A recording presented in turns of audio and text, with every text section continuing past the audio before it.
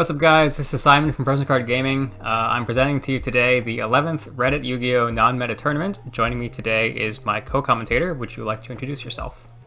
Hello, I am Grand Lamb. You can call me Sean. I'll be helping Jeb here commentate. Yeah, we are going to be together mispronouncing names of many of these cards over the next 8 rounds of Swiss. So up on screen is a graphic of all the decks in this tournament. This was made by BearXBear, a YouTuber who also helped out with the last RCS. So I will link to his channel in the description. Massive shout outs to him for this graphic. We have 149 total players, which is quite a lot. So I'm very happy with the turnout for this event. Grandline, do you have any thoughts on like the breakdown of this tournament? Yeah, that's a lot of combo. We have a lot of Orcas, Raid Raptor, Cyber Spiles. Unchained, actually, I think was the expected one. Yeah, I mean, there was a lot of decks that just kind of escaped the radar and just like I decided, I guess, not to hit because you have to kind of draw a bar at a certain point, and so Orcust is more or less at full power. I mean, they have no Zeus, they have no access code, but those are really minor. Earth Machine is a really popular one. This has been very popular, especially on like Yugi Tuber servers. Like if you're an Emanon server, Earth Machine has done really well in his tournaments. And this is also a cool deck. They pretty much only lost Zeus, I think. And then some kind of like classic staples. Like I think Paleo is one that shows up all the time, even though it doesn't usually convert that well. Yeah, do you have any thoughts on like who you expect to pull ahead of the crowd and do well? I actually expect a lot of decks and other to make an appearance. I think something big this tournament is going to be the usage of Ice Dragon's Prison, since I'm seeing a lot of mono-type decks here. Oh yeah, I think also Machine especially. There's a lot of Machine decks in this, even just in like the most ref part, and I know I saw some people on System Down. So whoever were on those, that's like shout out to you for that, because that is a meta call. That is crazy. Yeah, I'm a little disappointed there's not enough, not that many Ogdoadic players. I like seeing the snakes in action, but I guess people couldn't figure out the deck in time. I know you were testing it before you decided to cast this tournament. Yep, I see one in Orcus, and I know for sure there's one. So at least there's two. I hope I can see in Top Cut. Yeah, do you think you would have played that deck if you had entered? Oh, 100%. I love that deck. Yeah, alright. So for round 1 today, we actually have 2 decks from the other section. I'm going to go to the replay here. We have Halfmiss on Spellbooks versus 0356 on Aromage, I believe. So are you familiar with either of these decks? Yeah, I've seen Aromage in action before. Halfis is I guess a Spellbook legend in our Reddit servers. He's a very persistent Spellbook player. He plays a lot of Spellbook Dogmatica, but this is more of a pure Spellbook version. So we're just going to jump to the replay here. So we have Halfmiss losing the die roll, 0 winning, opting to go first. We see 41 versus 40 cards. And the opening hand for Halfmiss is going to be Spellbook of Secrets, Eternity, Life, an Ash Blossom, and a Dogmatica Fleur-de-Lis. So the Dogmatica engine was hit pretty severely for this tournament, so I know Ecclesia is gone, Maximus is gone, but Fleur was not hit because it's not really doing much. And Halfmiss is playing this as a Magician Souls target as well as just a generic special summon for laddering this up like Crowley. And then the hand from the Aromage player is going to be 1 Aromaseraphy Angelica, Aromage Jasmine, Humid Winds, Unending Nightmare, and a Cauldron of the Old Man. So please tell me what Aromage does and how it wins, because I'm not really seeing it from this hand. Oh yeah, so it's a plant deck that focuses on gaining life points. If you gain life points, all of them have a mandatory effect to do something. So for instance, Jasmine here draws a card. While you have higher life points than your opponent, they also do something. So Jasmine here is also a double summon. Okay. Angelica here is a quick effect to gain life points, while also summoning itself if you have higher life points. Alright, so that explains the Cauldron, because you can establish a life point differential with this pretty quickly. Do you know if this is standard at all, or is this kind of No, I don't know? actually see a lot of Aromage decks, but I assume it's unsearchable, so that's the first issue. But Humid Winds also does what that card sort of does, except for it does more, which he has in his hand right now. Yeah, I mean, this card looks really crazy because this is one of those trap cards that you can just kind of use on both turns, and if you don't stop this, then it just gets advantage over and over again. So let's just go ahead and see what this hand does. It's going to start with the Cauldron. and immediately use it to actually gain life points. So yeah, this is not an effect you pretty much ever see used, but that does come into play. Start drawing here. Yeah, so the Jasmine's going to come out. He's gained life points, so you're going to draw a copy of Evil Thorn. And then using the extra normal summon to summon the Evil Thorn from the hand. Attributing itself, and Hapless is actually not going to Ash here. What do you think about that? I think it's a little weird, considering he has no other way to get a plant on the field right now, besides Angelica. I don't know if Hapless knew this, but this is going to equal another Jasmine. Right, I guess if you're going up against Aromage, you're like, what the hell is going on? So so the two Evil Thorns are going to come out, and it's going to link these into an Aromaseraphine Jasmine, but this is not going to be pointing to anything. So I think that is the end of the turn for it. Yeah, that is the end of the turn for the Aromage player. So I think this Jasmine should have probably been summoned to one of these zones that the Link Jasmine's pointing to. Right. And then I'm assuming, I know that the deck is focused around their level 6 synchro, but not much more than that. Yeah, he definitely had a path to make the level 6 synchro here. Jasmine would have had to tribute Jasmine to summon Margarine. Margarine, yeah. Or like Lone Fire for it, right? Yep. Yeah, but I imagine that the Jasmine would have eaten the Ash at that point anyway, so kind of no point worrying too much about that. For turn, Hapless is going to draw Fate, and go into main phase. He's going to Secrets for Blue Boy, and then Blue Boy for a copy of Master. So if you're unfamiliar with the Spellbook deck, this is a very spellcaster and it's obviously spell-reliant deck. And a lot of these more powerful ones, like Master and Fate, require you to control a spellcaster to have pretty beneficial effects. Yeah, so he's going to Master, reveal a copy of Eternity in hand, and then copy the secrets, and add a copy of Knowledge. Yep. And then he's going to Fleur right away. So the Fleur will actually just double as a pretty much a 3k beater here, which is, I guess, as good of a Souls target as any, if you're going to play Souls in this deck. But he's going to link it off immediately. Sorry, what was that? Yeah, is Crowley coming right now? Yeah, he's going to go for Crowley. So this is a card that reveals 3 Spellbook cards when it's linked summon, and then you kind of randomly pick one.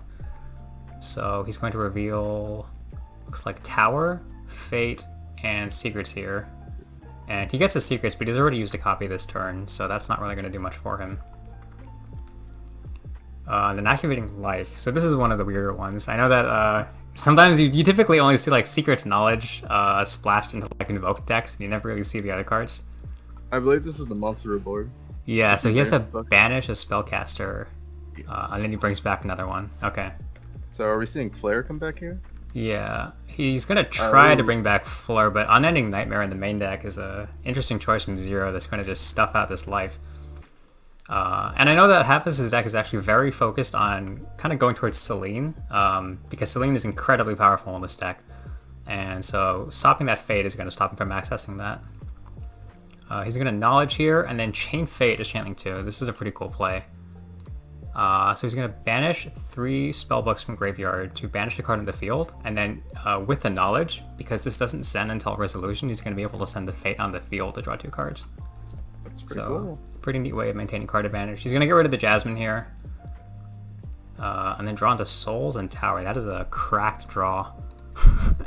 Tower is really good in this deck. It's this is much more of like a tempo-based, like slow control Spellbook deck, and so Tower is just going to recur advantage every turn. So we're going to see what he does. He's just not going to summon the Soul. He's going to go into battle phase. Beat over this Jasmine. He's going to... Okay, what does this card do? So you can pay 1,000 to add any Aroma card from your deck to your hand. And then you can gain 500 life points if your life points are lower. And these are both... Yeah. He's going to add the level 5 from deck right now. Okay. And the level 5 has an effect which triggers if something dies by battle, I believe. So... Right. So he's going to actually gain attack. Yeah. And then he's going to draw a card with Jasmine first. Okay. Yeah. You can chain both at the same one, I believe. So. Right. He's going to pay 1,000 and add Marjoram. So what does this card do? So when your plant dies by battle, you can summon it from your hand. Then you gain life points. And since you gain life points, that triggers the second effect to DD Crow.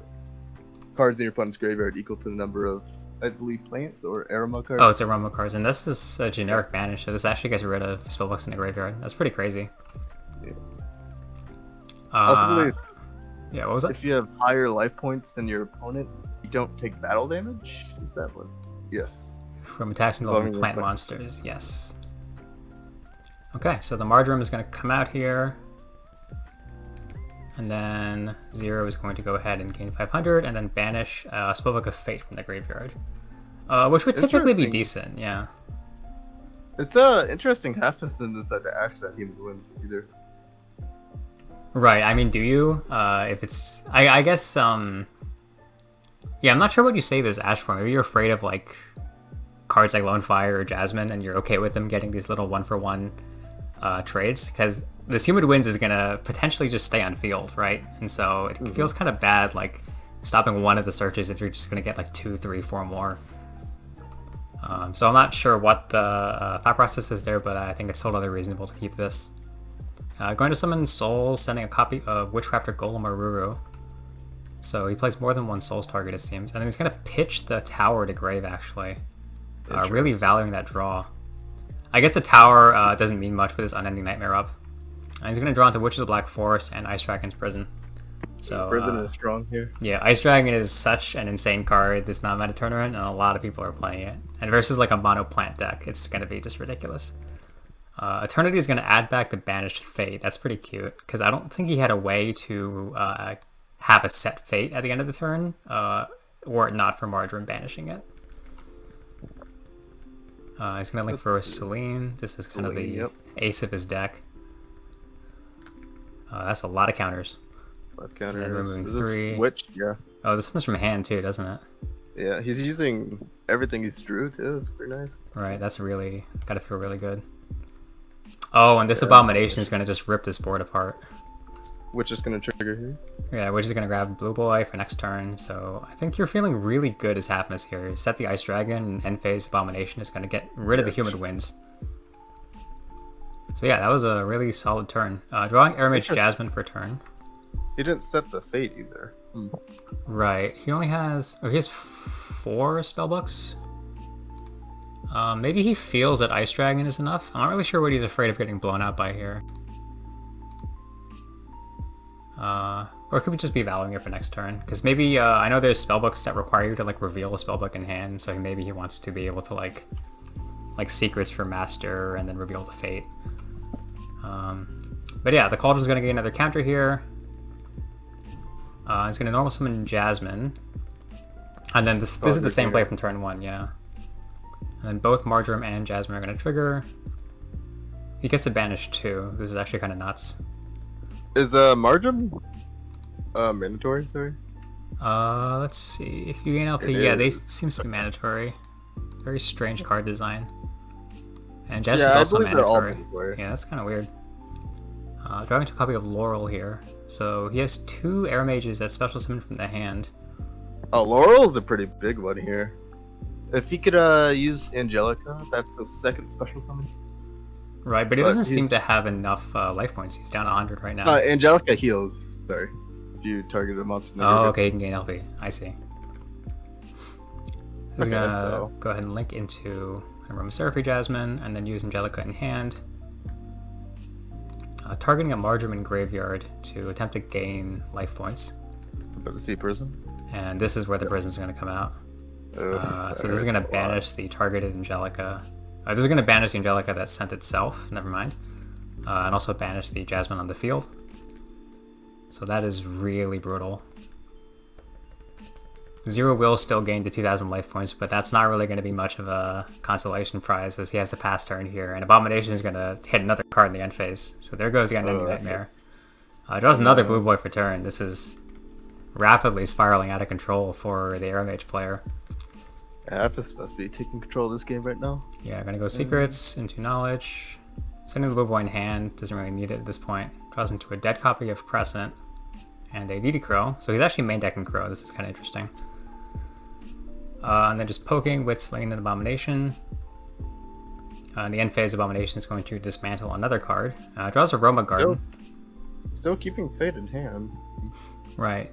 Quite interesting. He doesn't have a spellcaster for it, so maybe that's why he didn't set the Fate before, because we totally missed that. He just didn't have a spellcaster the previous turn, so this wasn't live. Oh, you are correct. Okay. Yeah, but he has one now, so it is still interesting that he didn't set the Fate. Because you feel like if he has like a normal summon that does something, you want to fade it immediately. So driving the Rome Garden and then normal summoning the Lone Fire, but this is going to be met with an Ash, and that's just going to be the end of the game. Yeah, that Ash really just coming in clutch at the end of the game. It's going to go into game 2 here. Zero is going to opt to go first, unsurprisingly. And both opening hands for both players, we're going to see Heavy Storm Duster, Blue Boy, Knowledge, Secrets, and an Ash for Halfness. So this is a really solid hand. You have Secrets and Blue Boy. Ash to stop like a Lone Fire here, which is in the Aromage player's hand. They have Evil Thorn, Humid Winds, Lone Fire, Jasmine, and Kananga. So what do you think the play is here as the Aromage player? I believe I would go for either Lone Fire or Evil Thorn first, but both of these they're all normal summons in his hand right now, so the problem is if any of this gets stopped, his turn's over. Right, it looks like the Ash is going to stop the turn, but do you typically Lone Fire for the Evil Thorn in this deck, or do you Lone Fire for something else? If you need it thin your deck, yeah, I would Lone Fire. Right, first. Okay. So he's going to go Evil Thorn, tribute itself. Evil Thorn, okay. Yeah, attempt to inflict damage, but the Ash is going to negate that full effect. He's going to set Humid Winds and pass. That is unfortunate. Drawing a second copy of Knowledge, Halfness does. Normal summons a Blue Boy, goes for Crescent, and then Crescent is very similar to Crowley the Link. You kind of just randomly pick a spellbook and it gets added to your hand. So probably going to add that here. It's going to go Master, another Crescent, and Fate. And he's going to grab Master. And then Secrets for Fate immediately afterwards. So pretty strong stuff. Going to Master, probably copy the Secrets here. Add another Crescent. So I'm guessing this is just because at this point the Crescent is dead and he just wants to use this as discard fodder. Yeah. Knowledge, pitching Crescents. Oof, drawing another Ash. This is pretty brutal. So if the Aromage player goes Lone Fire here, this is going to be just met by another Ash, right? Yes, he needs an extender really badly here. Yeah, no combos for Halfness this turn though. Not being able to get into a Link 2. Seeing only Engine pretty much, and these sided Dusters. So he sets both Dusters into Fate. And then end phase Humid Winds here. Do you Ash this? That's a hard one. I think he's going down to what, 65 off this, so he won't be able to extend. I don't think I'd Ash this, to be honest. Well, I think he's using both effects, so he's just taking 500 here. If he's just doing 75. Okay, yeah, so yeah, I still wouldn't Ash. Oh no, he's going to 65. Oh, because this is the damage. Yeah, I need to pay more attention. So yeah, so he's not Ashing this. He's going to add Angelica. Then probably get 500. Fate, though. Yeah, the Fate is set, so this does out the Humid Winds event, and he has 2 Dusters, so like he feels pretty decent about this. But a second copy of Humid Winds per turn. Normal summons Kananga. So he doesn't summon the Blossom at all, which is what I was worried about.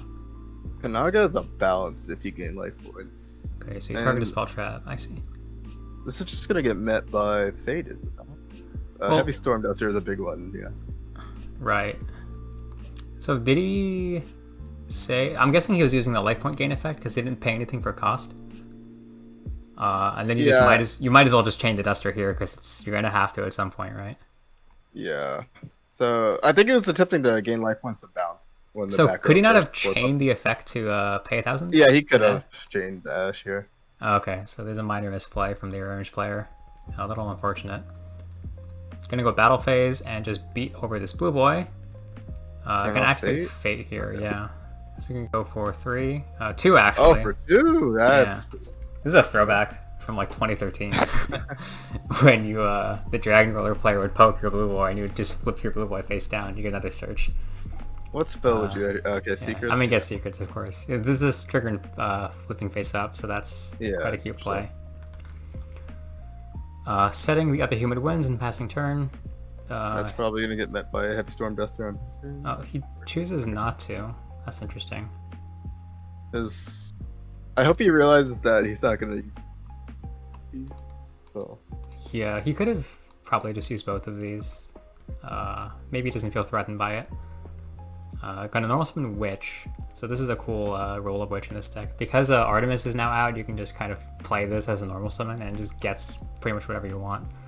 I was gonna get a Jester Confit. What do you think about this card? This card is just an extender now. It's funny. Yeah, so this doesn't activate, so you can just summon this. That's actually pretty cool. Oh, there's some lag there. Gonna go ahead and summon. He's gonna make Crowley. Yeah, just gonna Crowley. And then this should open up potentially Tower. Celine if he goes into life. So he gets Tower. He's gonna Secrets for life, so I think he's gonna go for a Celine play here. Activating life, revealing Tower, and summoning back the Witch. Are we seeing Celine again? Yeah, I'm just reading this. Okay, so fortunately they eroded this to be hard once per turn, which is good because I think Happiness can trigger this like 3 or 4 times in the same turn if it wasn't hard once per turn, so that's quite good. Using the knowledge to send the life. So this doesn't actually need to stay on the field, does it?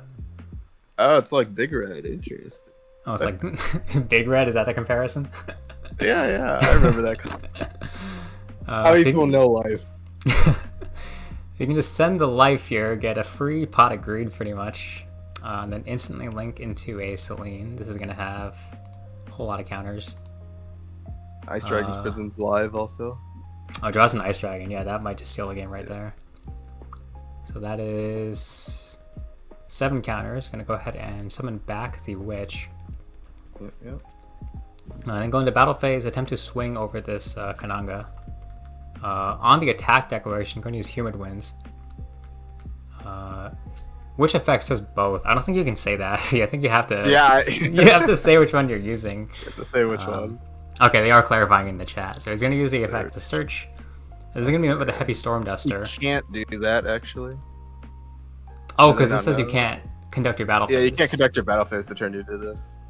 Right. Okay, so hopefully they catch okay, they are catching this in the chat. So that's good. So is he gonna meet this with Ash or? Oh, okay, I guess he just doesn't care. Interesting. Okay, so he's gonna allow the search. I guess he's really valuing this Ash for like a Lone Fire or a Jasmine, and maybe he feels like the smaller Aromages just don't do anything to him. I can understand that. So. Yeah, he's been extremely patient with Ash this entire set, and it definitely paid off for him in game 1. So,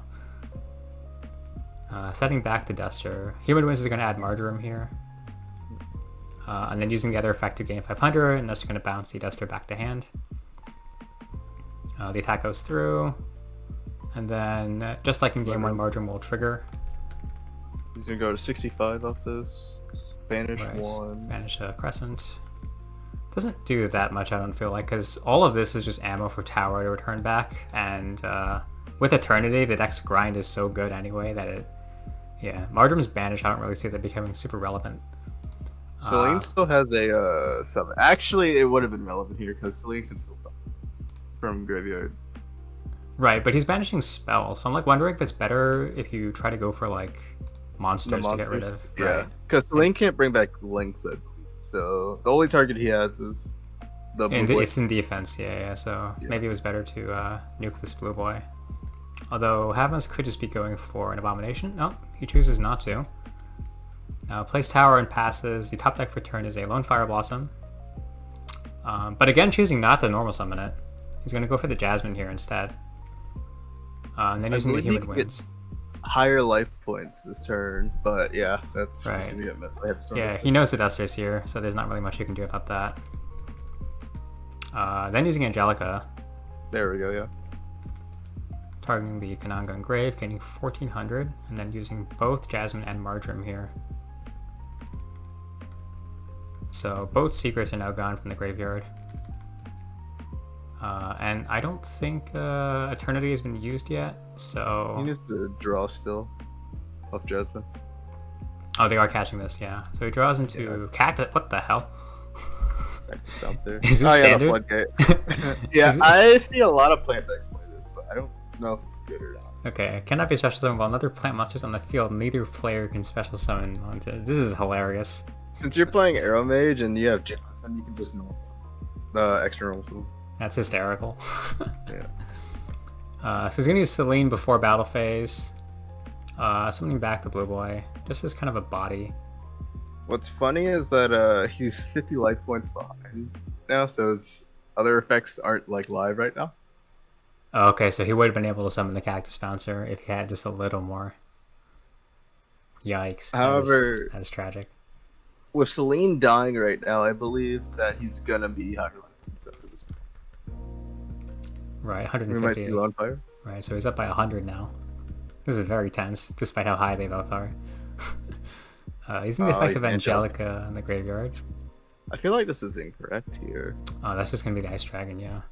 I think he should have summoned first, then Angelica. Like, even in Well, hindsight. he can't, right? Because he can't special summon once he normal summons the bouncer. No, I meant Lone Fire first instead of. Lone Fire first. Yeah.